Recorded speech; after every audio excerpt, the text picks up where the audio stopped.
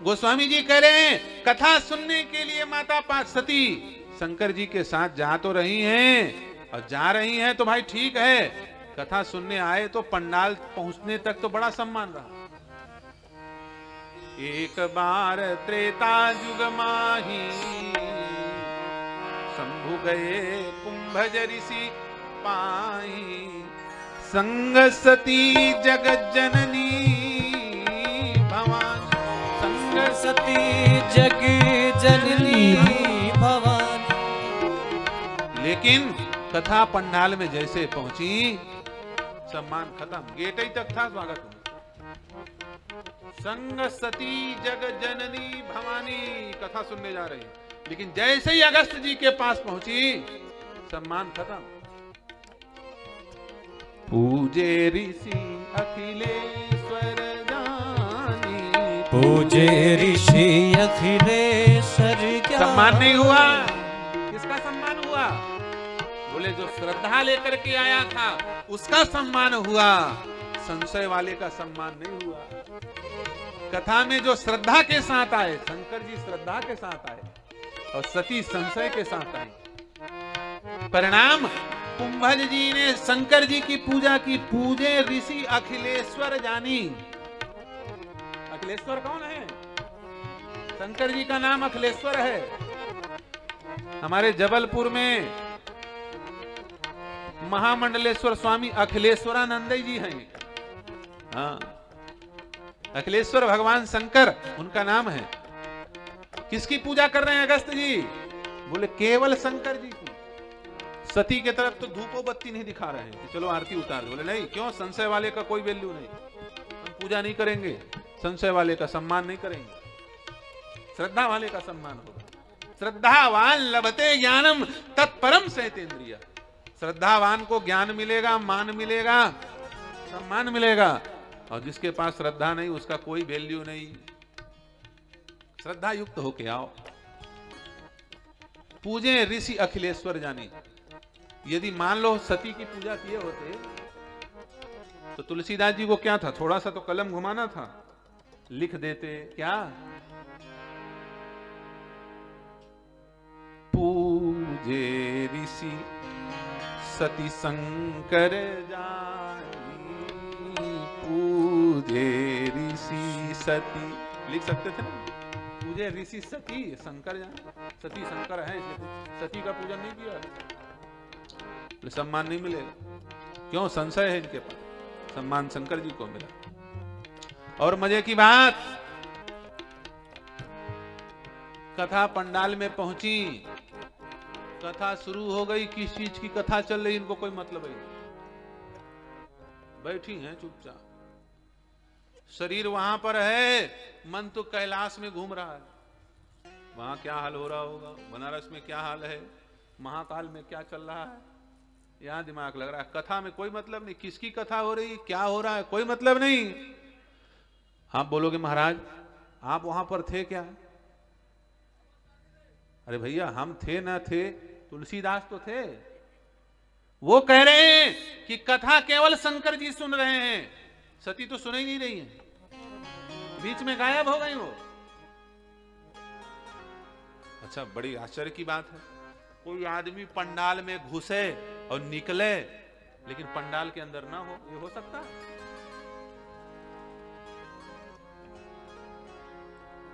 विद्वानों ने कहा कथा सुनने के लिए सती गई, कथा सुन के सती निकली तो बीच में कहां गायब हो गई? सती का तन तो वहां था लेकिन मन से सती अंतर ध्यान हो गई, कहीं और चली गई।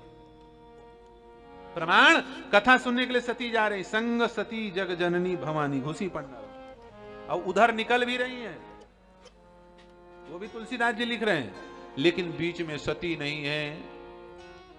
राम कथा मुनि बरज बखानी, राम कथा मुनि बरज बखानी, सुनी महेश परम सुख मान, सुनी महेश परम सुख मानी। हाँ सुनी महेश परम सुख मानी। सुनी महेश परम सुख।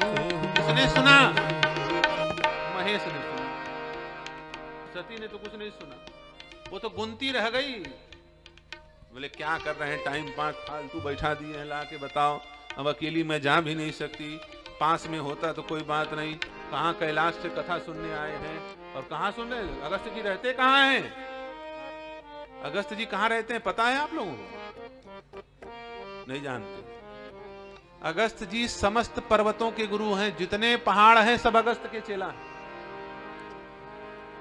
और जब सारे पर्वत उत्तर की ओर आ गए तो दक्षिण ऊपर होने लग गया। तो भगवान ने अगस्त जी को आदेश दिया। पहले अगस्त जी वहां काशी विश्वनाथ में रहते थे, भगवान शंकर के शिष्य हैं। तब भगवान ने कहा, बोले अगस्त हमारे बिना प्रलय किए ही प्रलय मच जाएगा, इसलिए तुम जाओ जरा दक्षिण भारत में अपने चेलों को बैठाओ। तो सब चेला लोगों को जितने पहाड़ हैं लेकर के कुछ उधर गए। पहले दक्षिण भारत में एक भी पहाड़ नहीं था, सारे पहाड़ हिमालय इधर आ गए थे। तो बैलेंस बनाने के लिए फिर अगस्त जी दक्षिण भारत में गए। और केरल में वो जगह आज भी है जहां अगस्त जी का स्थान है।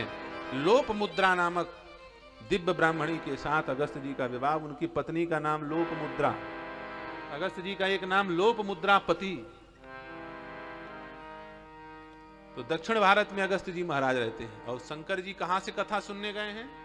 यहाँ बनारस से, वहां कथा सुनने गए, बनारस से कथा सुनने गए। वो तो कैलाश में जब पार्वती जी से विवाह हुआ तब बस गए, जाके घर जमाई बन गए। उनका परमानेंट घर तो काशी है, यहीं के रहने वाले हैं, यूपी के। कैलाश तो ससुराल है भगवान का।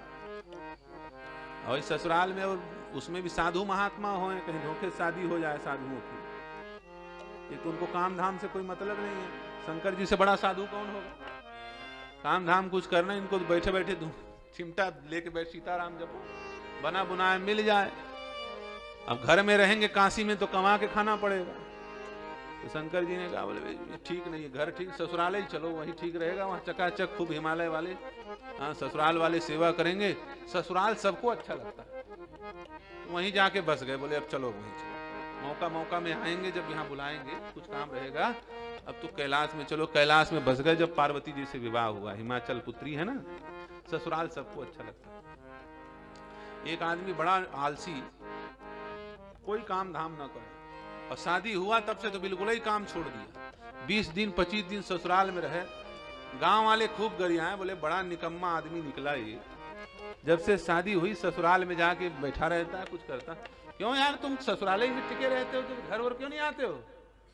अरे बोले कैसी बात करते हो, हम देव अपराध करेंगे क्या? बोले घर में तब तक रहना चाहिए जब तक शादी ना हो। शादी हो जाए फिर घर कोई काम करो, शादी हो जाए तब तो ससुराल में रहना चाहिए। अच्छा किसने बताया तुमको? अरे बोले देख लो उठा के शास्त्र जितने हैं, जितने देवता हैं ये सब कहां रहते हैं? अपने अपने ससुराल में सब छतरी टांगे पड़े हैं। जितने देवता हैं सब कहां हैं? ससुराल ही में ना है। आप बोलोगे महाराज कौन कौन? तो एक विद्वान ने तो श्लोक ही बना दिया, असारे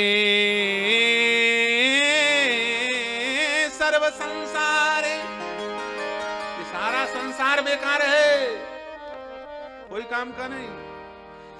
असारे सर्व संसारे सारे स्वसुर मंदिरम, सारा संसार असार, सार तो केवल ससुर का घर है। सारा स्वसुर मंदिरम क्षीराब्धे बसत विष्णु श्री शंकरम हिमालय। चाहे शंकर को देख लो चाहे विष्णु जी को देख लो, ये दोनों सबसे बड़े देवता हैं। जब से इनकी शादी हुई अपना घर छोड़ दिया इन लोगों ने। कहां चले गए? बोले ससुराल में जाकर के बस गए। क्षीराब्धौ बसत विष्णु श्री शंकरम हिमालय। ये क्षीर सागर क्या है? लक्ष्मी जी कहां से पैदा हुई हैं? समुद्र से प्रकट हुई है ना। तो जहां से पत्नी पैदा हो वो आपका क्या होगा? ससुराल ना होगा? तो क्षीर सागर भगवान विष्णु का ससुराल है। घर तो इनका वैकुंठ है। वैकुंठ वैकुंठ छोड़ छाड़ के ससुराल में बसे, जहां खटिया लात ताने शेषनाग सोए पड़े हैं। हाँ। वही तो इतने आलसी हो गए, बोले सोए सोए खिलाओ हमको। वही बढ़िया सोए रहते हैं आनंद करने के लिए। हालांकि वो तो जगत नियंता जगदाधार हैं। वो तो योग निद्रा में रह करके सृष्टि का संचालन करते हैं। लेकिन आलसी लोग अपना बहाना ढूंढते हैं ना, कुछ ना कुछ काम न करना पड़े। अरे विष्णु जी सोए हैं, बढ़िया सोए सोए दूध पी रहे हैं, सोए सोए खा रहे हैं, उठते ही नहीं है। और 24 घंटे लक्ष्मी पांव दबाती रहती है। और शंकर जी बोले हिमालय में बस गए। तो बताओ, जब महादेव और विष्णु जी जब अपने ससुराल में बसे हैं, तो हम कैसे उनके विरुद्ध जाएं? भाई हम तो कट्टर राम और शंकर के मानने वाले हैं, हरिहर को मानने वाले हैं। हम तो उनके हिसाब से चलेंगे। हम तो घर आएंगे नहीं, हम तो ससुराल ही में रहेंगे।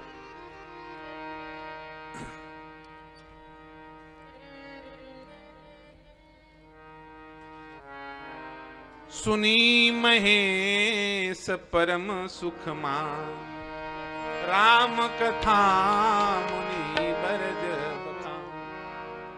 राम कथा खूब वर्णन करके श्री अगस्त जी महाराज सुना रहे हैं। और सुनो, बड़ी विचित्र कथा है। ऐसी कथा आज तक नहीं हुई। कोई भी कथा जब होती है उसका मंगलाचरण किया जाता है। नमोस्तु रामाय च लक्ष्मणाय दिव्यै च तस्यै जनकात्मजाय। ये मंगलाचरण किया जाता है ना। मंगलम कौशलेंद्राय महनीय गुणाधे। यहां कथा मंगलाचरण नहीं हुआ।